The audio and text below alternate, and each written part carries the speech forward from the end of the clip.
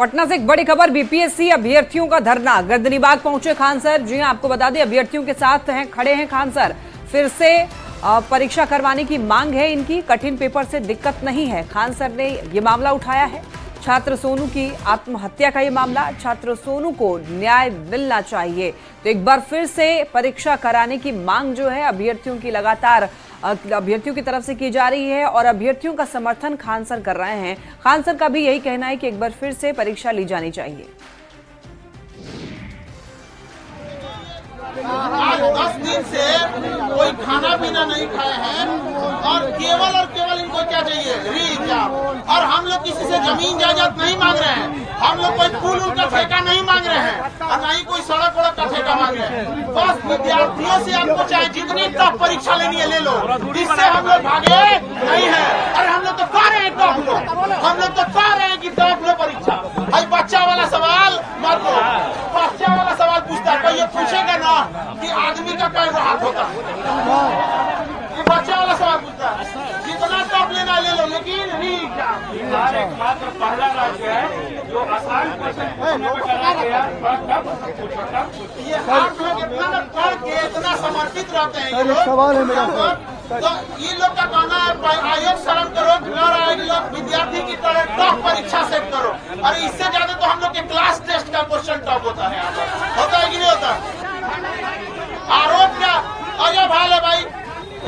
Media आपका, प्रशासन आपका, आरोप भी आप ही लगा दीजिए, तो हम लोग क्या करने के लिए यहाँ बैठे हैं? यहाँ पर ये कौन आरोप लगा रहा है? बिल्कुल गलत आरोप लगा रहा है। हमारा सोनू विद्यार्थी, हमारा सोनू आज इस दुनिया में नहीं है, लोग तो उस पर भी आरोप लगाएंगे। उनके आरोप से मैंने हमारा बस एक ही मांग, क्या जी, तुम्हें हमें कुछ भी कहो, नॉन सीरियस कहो, लेकिन हमारा क्या मांग है? हम सब क्या मांग, हम सब क्या चाहते हैं? एक ही नारा, एक ही मांग, एक ही नारा, एक ही मांग, एक ही नारा, एक ही मांग। बताइए सबूत किसने छुपाया? सबूत किसने छुपाया? किसने सबूत छुपाया? सीसीटीवी फुटेज क्यों छुपाया?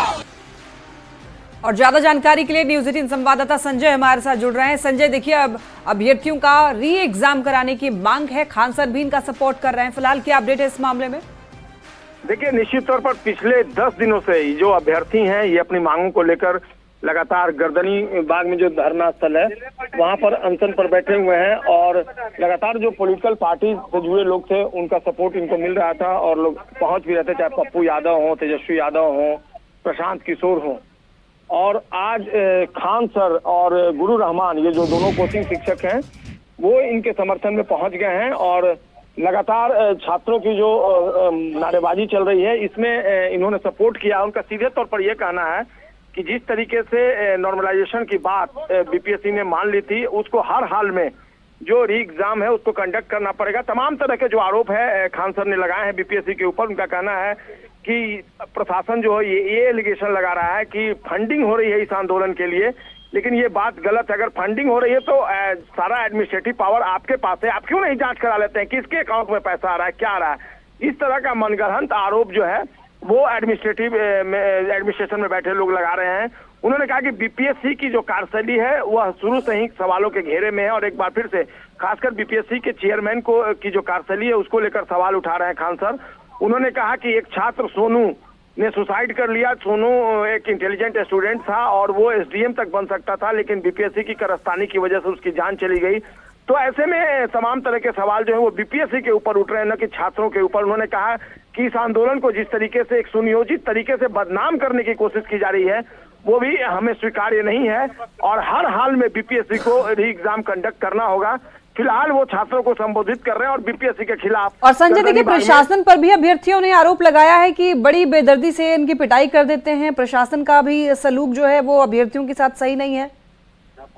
बिल्कुल बिल्कुल, देखिए दो चीजें हैं। एक तो साफ तौर पर यह कहना है कि कोचिंग जब इनसे ये पूछा गया कि कोचिंग संचालकों के ऊपर ये आरोप लग रहा है कि वो इस जो आंदोलन है छात्रों का उसको प्रवोक कर रहे हैं, उकसा रहे हैं और वो नेतृत्व कर रहे हैं, तो इसको इन्होंने सिरे से खारिज किया। उन्होंने कहा कि मैं शुरू से ही, हम जैसे कोचिंग शिक्षक जो है शुरू से ही इस आंदोलन में छात्रों के साथ हैं, क्योंकि छात्रों की मांग वाजिब है। जिस तरीके से परीक्षा में कुव्यवस्था हुई है और तमाम तरह की मिसमैनेजमेंट की बात सामने आई है, तो हम छात्रों के साथ हैं और आगे भी रहेंगे और हर हाल में री एग्जाम कंडक्ट करवाएंगे। उनका ये कहना है कि आपके पास पावर है, आप सारी चीजों की जांच करवा लीजिए।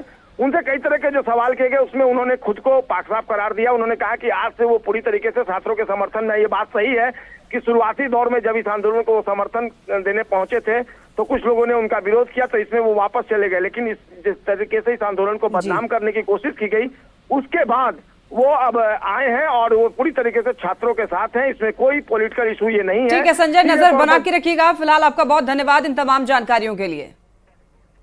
17वीं बीपीएससी पीटी परीक्षा को फिर से लेने की मांग को लेकर जो छात्र हैं, अभ्यर्थी हैं, वो गर्दनी बाग में लगातार आमरण अनशन कर रहे हैं, धरना कर रहे हैं। और देखिए, दोनों कोचिंग शिक्षक गुरु रहमान और खान सर पहुंच गए हैं। यहाँ पर हम इनसे बात करने की कोशिश करते हैं आखिरकार ये छात्रों के समर्थन में क्यों आए हैं। छात्रों के साथ अन्याय हो रहा है। छात्रों को जबरदस्ती नॉर्मलाइजेशन थोपा जा रहा है। 50 सेंटर के बराबर एक सेंटर था बापू परीक्षा परिषद, एक साजिश के तहत उसे रद्द करके बर्बाद करके बच्चों के ऊपर नॉर्मलाइजेशन थोपने का प्रयास है।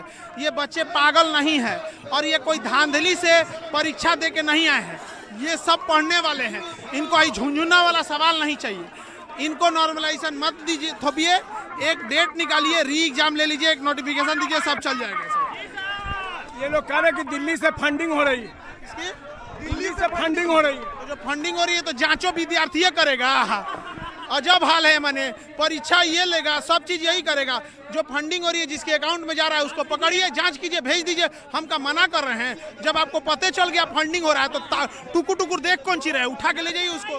फंडिंग हो रही है तो ले जाइए, जिसके अकाउंट में पैसा वो सब कर रहे हैं। बीपीएससी उग्र कर रहा है, बीपीएससी उग्र कर रहा है। और जिसके अकाउंट में फंडिंग हो रही है उसकी नार्को टेस्ट कीजिए। भाई जांच से कुछ नहीं होगा। आप जांच करके किसी को बचा लीजिएगा, किसी को छोड़ दीजिएगा। नार्को टेस्ट कीजिए मीडिया के सामने और फिर भारत की जनता पे छोड़ दीजिए कौन सा सजा देना चाहिए। आखिर भी हम अपने से शुरुआत करेंगे नार्को टेस्ट का। बीपीएससी है तो असली गुंडा है, बिन पेंदी का लोटा है, अब बीपीएससी चोटा है। बिल्कुल खान सर नाराज हैं और कह रहे हैं कि बीपीएससी ही इस आंदोलन के लिए जिम्मेवार है। और लगातार खान सर जो है उन्होंने कहा कि जो फंडिंग की बात हो रही है वो भी गलत है। जिस छात्र के अकाउंट में पैसा आया है, जिसके अकाउंट में है, उसकी जांच करवाएं। और देखिए, एक छात्र की जो मौत हुई है सोनू की, उसको लेकर भी उन्होंने नाराजगी जताई और कहा कि एसडीएम का कैंडिडेट था सोनू और आखिरकार उसकी जान चली गई। अब देखना होगा अब खान सर जिस तरीके से छात्रों को समर्थन में है, आगे क्या कुछ होता है। संजय कुमार, न्यूज़ 18 पटना। बीपीएससी अभ्यर्थियों का पिछले 10 दिनों से गर्दनीबाग में धरना जारी है। पीटी परीक्षा रद्द करने की मांग को लेकर बीपीएससी अभ्यर्थियों का प्रदर्शन चल रहा है। इस दौरान उन पर लाठीचार्ज भी किया गया। इसी बीच अभ्यर्थियों से कई बड़े नेताओं ने भी मुलाकात की, लेकिन अभ्यर्थियों का कहना है कि नेता मिलते तो हैं पर उनकी कोई मदद नहीं करता। और देखिए, बड़ी खबर एक सामने आ रही है। एलजेपी-आरबी के संसदीय बोर्ड के अध्यक्ष और केंद्रीय मंत्री चिराग पासवान के करीबी हुलास पांडे की 3 ठिकाने पर ईडी ने छापेमारी की। पटना में 2 और बेंगलुरु में एक ठिकाना इसमें शामिल है। और देखिए, ईडी सूत्रों से मिली जानकारी के मुताबिक ये कार्रवाई आय से ज्यादा संपत्ति को लेकर की गई है। तो आपको बताते चलें कि पटना में 2 ठिकानों पर तो वहीं बेंगलुरु में एक ठिकाने पर छापेमारी की गई। और जो जानकारी मिल रही है सूत्रों से, उसके मुताबिक आय से अधिक संपत्ति का ये मामला है और इसी मामले को लेकर के तीनों ठिकाने पर छापेमारी की गई। नेता हुलास पांडे के ठिकाने पे ईडी की टीम जो है वो पहुंची है और ये छुपाने की कार्रवाई जो है वो चल रही है। ये देखिए, ये हुलास पांडे का जो है ये फ्लैट है और यहाँ पे ईडी के अधिकारी जो हैं वो पहुंचे हैं और ये कार्रवाई जो है वो बताया जा रहा है कि पटना में 2 ठिकाने हैं जहाँ पे ये ईडी की कार्रवाई जो है वो चल रही है। इसके अलावा अगर हम बात करें बेंगलुरु में, तो बेंगलुरु में भी एक ठिकाने है जहाँ पे ये छुपाने की कार्रवाई जो है वो की जा रही है। फिलहाल ये छापेमारी की कार्रवाई जो है वो किस संदर्भ में है, ये इसकी आधिकारिक जानकारी नहीं दी गई है ईडी की तरफ से। लेकिन हाँ, ये जरूर बताया जा रहा है कि आय से अधिक संपत्ति का जो मामला है उसी के तहत ये छापेमारी की कार्रवाई जो है वो कंडक्ट किया है ईडी ने। फिलहाल जो कार्रवाई है, एक्शन जो है ईडी का, वो यहाँ पे देखने को मिल रहा है। ये हुलास पांडे जो है उनका ये ठिकाना है जहाँ पे ये एक्शन जो है वो आज ईडी का देखने को मिला है। फिलहाल जो कार्रवाई है छापेमारी की, वो हुलास पांडे के पटना में 2 ठिकाने हैं। एक ठिकाना ये जो गोला रोड में है, जहाँ की हम तस्वीर दिखा रहे थे, फ्लैट जो है फ्लैट संख्या 407 है, और ये यहाँ पे कार्रवाई जो है वो देखने को मिल रही है। दूसरा ठिकाना जो है वो बोरिंग रोड बताया जा रहा है। इसके साथ साथ अगर हम बात करें तो बेंगलुरु में एक ठिकाना है जहाँ पे भी ये छापेमारी की कार्रवाई जो है वो देखने को मिल रही है। तो फिलहाल ईडी के अधिकारी जो है वो यहाँ पे पहुंचे हैं और पूरी छानबीन करने के बाद इनके यहाँ पहुंचे हैं और छापेमारी की कार्रवाई जो है वो चल रही है। अभी कहा जा रहा है कि ये कार्रवाई जो है वो देर शाम तक चलेगी। जो जानकारी आधिकारिक तौर पे हाल ही न दिया गया हो, लेकिन जरूर ये कहा जा रहा है, जो हमारे आधिकारिक सोर्स हैं ईडी के, उनके तरफ से जो जानकारी मिली है उसके मुताबिक आय से अधिक संपत्ति का मामला है और इसी मामले में 3 ठिकाने हैं, जिसमें पटना के 2 और बेंगलुरु के 1 ठिकाने हैं, जहाँ पे ये कार्रवाई जो एक्शन है वो ईडी की तरफ से देखने को मिल रहा है। फिलहाल हुलास पांडे जो है उनके ठिकाने पर ये ईडी के अधिकारी पहुंचे हुए हैं। हालांकि छापेमारी जब पूरी होगी उसके बाद ही आधिकारिक जानकारी दी जाएगी, वस्तुस्थिति जो है वो साफ ईडी की तरफ से किया जाएगा। लेकिन सबसे बड़ी बात है कि हुलास पांडे जो है वो केंद्रीय मंत्री चिराग पासवान के बेहद खास हैं, बेहद करीबी हैं, और उनके ठिकाने पे ये छापेमारी की कार्रवाई कहीं न कहीं एक बड़ा मामला है, जिसका खुलासा ईडी जो है आधिकारिक रूप से बाद में करेगा। कैमरा पर्सन दीपक के साथ अमित कुमार, न्यूज 18। आतंकी संगठन लश्कर तैयबा के डिप्टी चीफ अब्दुल रहमान मक्की की पाकिस्तान के लाहौर में मौत हो गई है। जानकारी के मुताबिक उसकी मौत हार्ट अटैक की वजह से हुई है। मुंबई के 26/11 हमले का गुनहगार अब्दुल रहमान मक्की आतंकी हाफिज सईद का रिश्तेदार है। मक्की को अमेरिका ने ग्लोबल आतंकवादी घोषित किया हुआ है। भारत में वो वांटेड था। अब्दुल रहमान मक्की लश्कर तैयबा के टेरर फंडिंग का काम देखता था। छपरा में बेखौफ अपराधियों ने एक और हत्या की घटना को अंजाम दिया। अज्ञात अपराधियों ने कोचिंग संचालक और निजी स्कूल के शिक्षक की गोली मारकर हत्या कर दी। ये घटना डोरीगंज थाना क्षेत्र के गोपालपुर गांव की है। जब बच्चे सुबह ट्यूशन पढ़ने के लिए आए तब मामले का खुलासा हुआ। फॉरेंसिक टीम की मदद से पुलिस सभी सबूतों को जुटाने और अपराधियों की पहचान करने में जुटी हुई है। एसपी ने भरोसा दिया है कि अपराधियों को जल्द गिरफ्तार कर लिया जाएगा। घटना से सुबह बच्चा सब पढ़ने आया, तब हम लोग सोए थे, उठे, पता चला कि डेथ हो गया है, गोली चली गई खिड़की तोड़कर। हाँ, सोए हुए थे, कुंडा टूटा हुआ खिड़की का। हम लोग तो वैसे कुछ पता नहीं है कौन मार सकता है। बच्चों सबको पढ़ाता लिखाता था, ट्यूशन था, कोचिंग स्कूल, प्राइवेट स्कूल पढ़ाता था। तमिलनाडु बीजेपी के अध्यक्ष के अन्नामलाई ने अपने घर के बाहर खुद को कोड़े मारे। इसका वीडियो सोशल मीडिया पर तेजी से वायरल हो रहा है।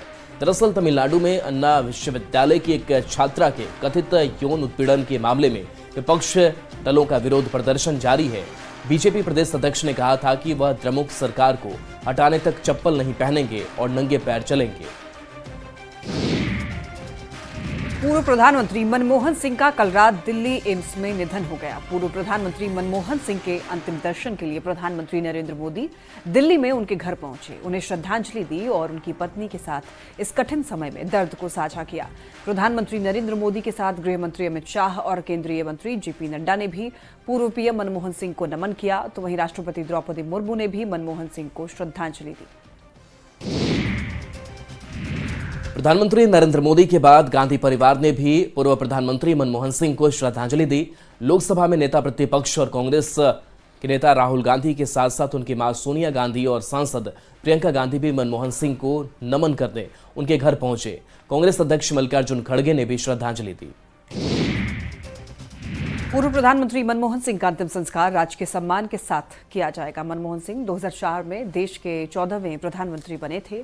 उन्होंने मई 2014 तक प्रधानमंत्री पद पर 2 कार्यकाल पूरे किए थे और देश में 7 दिन के राष्ट्रीय शोक का ऐलान किया गया है। सभी सरकारी कार्यक्रम रद्द कर दिए गए हैं। फिलहाल उनके पार्थिव शरीर को दिल्ली में उनके घर पर अंतिम दर्शन के लिए रखा गया है। शनिवार को राजकीय सम्मान के साथ उनका अंतिम संस्कार किया जाएगा। आरजेडी के राष्ट्रीय अध्यक्ष लालू प्रसाद ने भी पूर्व प्रधानमंत्री मनमोहन सिंह के निधन पर गहरा शोक जताया है। लालू प्रसाद मनमोहन सरकार पार्ट 1 में रेलवे मंत्री रह चुके हैं। देश के लिए बहुत बड़ा क्षति हुआ है। डॉक्टर मनमोहन सिंह ईमानदार, निष्ठावान, इस तरह का नेता बिरले ही मिल सकता है जिस पर कोई आरोप नहीं लगा हो, कुछ नहीं लगा। मंत्रिमंडल में मैं उन्हीं के मंत्रिमंडल में मंत्री था, उनके नेतृत्व में, और उनका बहुत बड़ा सहयोग हमको मिला जब हम रेल मंदिर थे। उनका निधन का समाचार सुन करके गहरा आघात लगा है। ईश्वर से प्रार्थना करते हैं कि उनकी मृत आत्मा को, उनके सोल को शांति प्रदान करें। प्रगति यात्रा से जुड़ी एक बड़ी खबर। सीएम नीतीश की प्रगति यात्रा का नया शेड्यूल जारी हुआ है, जिसमें 5 जनवरी को मुजफ्फरपुर में प्रगति यात्रा रखी गई है और 6 जनवरी को वैशाली में प्रगति यात्रा होगी। मनमोहन सिंह के निधन के कारण दरअसल यात्रा को स्थगित कर दी गई थी।